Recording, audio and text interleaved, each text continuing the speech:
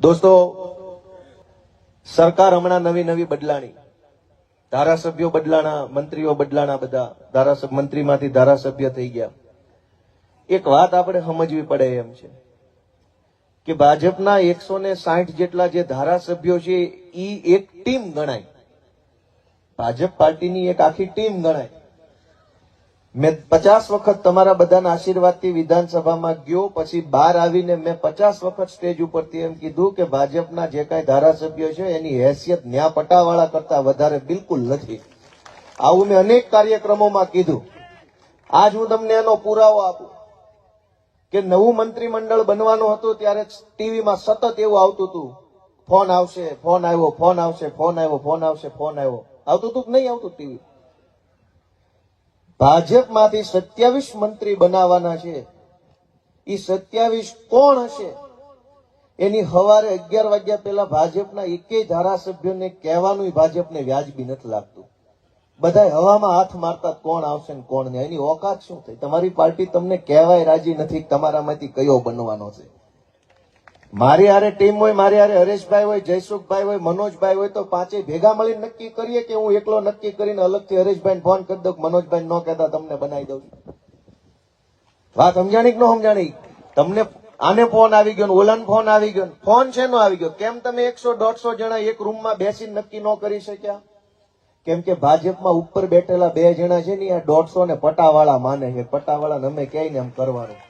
જો એ 150 નેતા હોત, જનતાના સાચા પ્રતિનિધિ હોત તો બેહાડ્યા હોત એક રૂમમાં, બધાને પૂછ્યું હોત ને પછી રૂમમાં નક્કી કર્યું હોત આ 150 માંથી આટલા 27 જણા મંત્રી બાકીના વગાડો તાળીઓ. પણ એક કઈને કહેવામાં ન આવ્યું. શું કામ? 150 પટાવાળા છે, દિલ્હી વાળાને ખબર છે કે જેટલું કહેશું એટલું જ કરશે, નકર નીણ નહીં નાખે. કેવી એમ ન કરે તો નીણ લઈ લે એમ છે. દોસ્તો, નવા વર્ષે આ વાત મેં એટલા માટે કરી કે નવા વર્ષમાં જયારે આપણે શુભેચ્છા આપીએ ત્યારે એવું કહેતા હોય કે તમારા જીવનમાં સુખ, શાંતિ, સમૃદ્ધિ આવે, કુબેરના ભંડાર ભરાઈ જાય, ખૂબ આમ થઈ જાય, તેમ થઈ જાય. બહુ સારું સારું લખાઈને વોટ્સએપમાં આવ્યા જ કરે છે, આવ્યા જ કરે. મેસેજ આવે છે, સુખ શાંતિ ક્યાંય આવતી નથી. દર દિવાળી આવું થાય, ઇનબોક્સ ભરાઈ જાય, વોટ્સએપ ભરાઈ જાય, ફેસબુકમાં ઢગલા મોઢે શુભેચ્છાઓ આવે છે. પણ ખરા દિલથી વિચારીએ કે ખરેખર જીવનમાં કઈક શાંતિ આવી તો નથી આવી હોતી. શું કામ? જે નેતાના ભરોસે આપણે સરકાર મૂકી છે એની નેતામાં દમ નથી, તો એના ભરોસે આપણી સરકાર હાલતી હોય તો આપણા જીવનમાં સુખ ક્યાંથી આવે? આપણો નેતા હજળબમ હોવો જોઈએ, આપણો નેતા નિર્ણાયક હોવો જોઈએ, આપણા નેતામાં પાવર હોવો જોઈએ કે એ ધારે નિર્ણય કરી શકે એવો નેતા હોવો જોઈએ. હવે અહીંયા તો જે મંત્રીને કાઢી મૂક્યા એને બહાર આવીને બોલવાય નથી દીધું. શું કામ કાઢ્યા તમને? લીધા તેથી બહુ વખાણ થતા એ બધાના કે આની અંદર આ ગુણ છે ને ઓલામાં ઓલો ગુણ છે, છાપા ભરાય ને એવું તો કાને શું કામ મંત્રી બનાવ્યો? કાઢ્યા ત્યારે કહેવાય ન ઉભા રહ્યા, શું કામ કાઢ્યા? એટલા હતા હારા. તો દોસ્તો, નવા વર્ષની અંદર ગુજરાતના ખેડૂતોને સમૃદ્ધ કરવા હશે, ગુજરાતના યુવાનોનો અવાજ વિધાનસભા સુધી પહોંચાડવો હશે, ગામડાની પીડા વિધાનસભા સુધી લઈ જવી હશે, તો ગુજરાત આખાની જનતાએ કઈક હારા માણાને નેતા બનાવવાનો સંકલ્પ નવા વર્ષમાં લેવો પડશે. આ મારી વિનંતી છે. સુખ, શાંતિ, સમૃદ્ધિ, સલામતી, સ્વાસ્થ્ય આ બધું ક્યારે આવશે? જ્યારે તમારો નેતા તૈયાર હશે, તમારો નેતા મજબૂત હશે. નેતામાં જો કોઈ દમ નહીં હોય, ગાંધીનગરની બજારમાં એનું વજન નહીં પડતું હોય તો ઈ નેતા આપણું શું કલ્યાણ કરે? કૃષિ મંત્રીને મેં રજૂઆત કરી કે ભાઈ ટેકાના ભાવે મગફળીમાં અફવા ચાલે છે કે 70 મણ જ લેવાની છે, 200 લેજો. હજુ તો હું લેટર લખી લ્યો ત્યાં મંત્રી બદલાઈ ગયા. મતલબ તમે અને હું એમ માનીએ, કૃષિ મંત્રીને રજૂઆત કરીએ, કૃષિ મંત્રી એમ માને હું રહીશ કે નહીં રહું, રહીશ કે નહીં રહું, રહીશ કે નહીં રહું, એ ચિંતામાં ફરતો હોય. તમે 70 લે 150 લે, 70 લે 150 લે, એ ચિંતામાં ફરતા હોય. ક્યાં મેળ કરવા જવાનો? સરકાર નથી દોસ્તો, સર્કસ હાલે છે, સર્કસ. સંગીત ખુરશીની રમત છે, 4 ખુરશી મૂકી છે, 20 જણા ગોળ ગોળ ફર્યા કરે છે, દિલ્હી વાળો ડગ ડગ ડગ કરે છે, ડગ ડગ ડગ બંધ થાય એટલે બેહી જવાનું, જેનો વારો હોય બેહી ગયા. વળી ડગ ડગ ડગ ડગ ચાલુ થાય એટલે ગોળ ગોળ ફર્યા કરે, વળી પાછું ડગ ડગ ડગ બંધ થાય એટલે ખુરશી બેહી જાય. હાલે છે કે નથી હાલતું આવું? સંગીત ખુરશીની રમત આવતી શાળામાં, એમાં એક જણો ઓલી ખંજરી વગાડતો, પેલા ઓલા શાળામાં ખંજરી આવતી, એમાં હથળીએ પછાડવાની, ડગ ડગ ડગ ડગ થાય એટલે ઓલા ગોળ ગોળ ફરે ખુરશીની. સરકાર નથી દોસ્તો, અને જ્યાં સરકાર નહીં હોય ત્યાં સુખ, સમૃદ્ધિ, શાંતિ, સલામતી કેવી રીતે આવશે? આપણે સરકારનું સર્જન જ સલામતી પૂરી પાડવા માટે કર્યું છે કે નબળા માણસ ઉપર સબળો માણસ જો દાદાગીરી કરે તો પ્રોટેક્શન કોણ આપે? તો કે પોલીસ, સરકાર આપે. અને નબળા અને સબળાની વચ્ચે એક હજડબમ દિવાલ બનાવવાનું કામ સરકાર છે. સરકાર એટલે નબળા અને સબળાની વચ્ચેનો એક રસ્તો, માણસ કે જે બંનેને ન્યાય કરે. નબળા માણસ એટલે કે જેની પાસે આર્થિક રીતે બીજી ત્રીજી રીતે કઈ છે નહીં, એનાય હકનું રક્ષણ કરે ને જેની પાસે કંઈક છે એનાય હકનું રક્ષણ કરે, એનું નામ સરકાર. પણ આજ શું થાય છે કે નબળા માણસને પોલીસ બે ધોકા વધારે માળે છે અને રૂપિયાવાળાના છોકરા પોલીસ ઉપર ગાડીઓ ચડાવી દે તો સલામ મારે છે કે બેટા વ્યવસ્થિત ચડાવ્યો, વ્યવસ્થિત ગાડી માથે ચડાવી.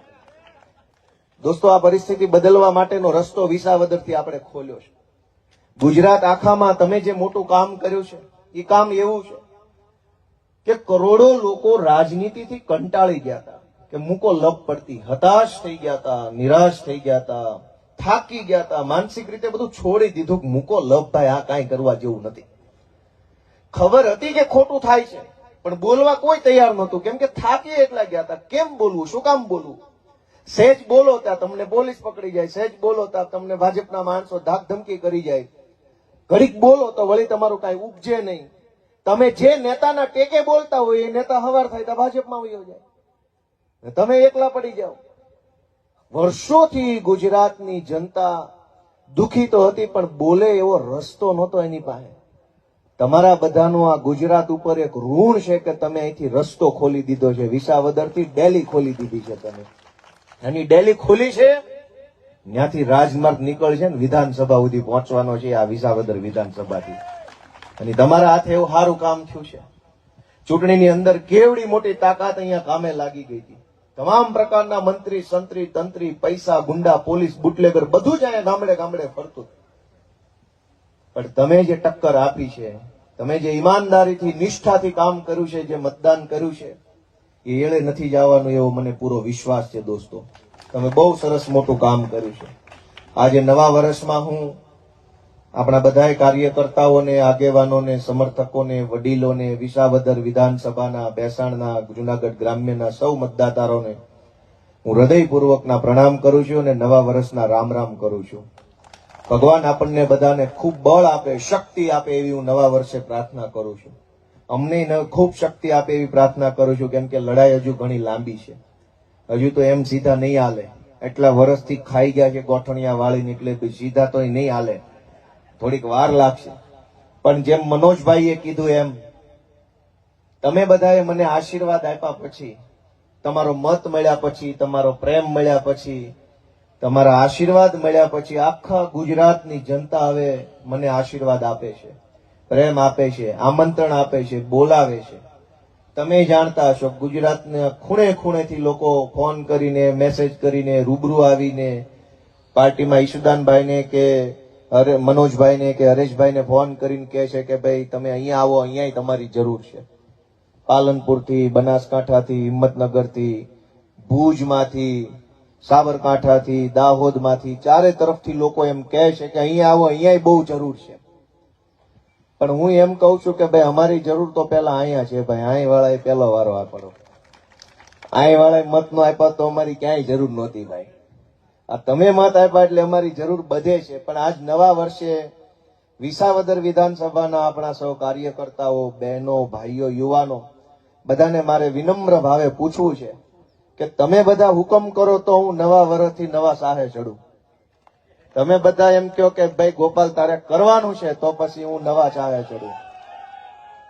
ગુજરાતભરના લોકો એમ ઈચ્છે છે કે ગોપાલભાઈ અમારા ગામમાં આવે, અમારે ત્યાં મીટિંગ કરે, સભા કરે, અવાજ ઉઠાવે, મુદ્દો ઉઠાવે. પણ એ બધું કામ કરવા માટે મારે તમારી રજા લેવી પડે.